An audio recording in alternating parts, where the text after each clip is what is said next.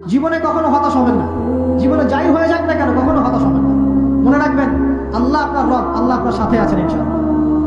এই সমাজ আপনাকে যেভাবে শেখায়, কিভাবে শেখায়, এই যে স্কুল, কলেজ, ইউনিভার্সিটি, চাকরি, বিয়ে, সন্তান প্রতিপালন, আর তারপর ইন্না লিল্লাহি ওয়া ইন্না ইলাইহি রাজিউন, এই তো শেখায় নাকি?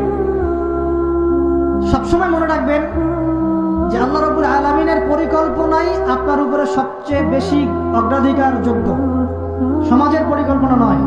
পরিবার আপনাকে চাপ দিচ্ছে, চাকরি পাস না, পড়াশোনা করিস না, পড়াশোনায় কেন তুই 80 নম্বর পাইলি না, কেন চান্স পেলি না, কবে চাকরি পাবি, কবে আমাদেরকে দেখবি, খাওয়াবি, পড়াবি, এই চাপগুলো চারপাশ থেকে আসে কিনা?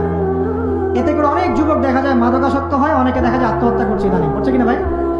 এই শব্দটা থেকে আমি এই পয়েন্টটা আজকে লিখেছিলাম যে ভুলেও আল্লাহর প্রতি বিশ্বাস এবং তাওয়াক্কুল হারাবেন না। সমাজ যেভাবে শেখায়, সমাজ চারপাশে যে চাপ আপনাকে দিচ্ছে, এই চাপে নিজে গা ভাসিয়ে দিবেন না। আপনি আল্লাহর কাছে দোয়া করবেন, আল্লাহর কাছে পথ চেয়ে নেবেন এবং আল্লাহর প্রতি তাওয়াক্কুল ভরসা করবেন, কখনো আত্মহত্যার পথ বেছে নেবেন।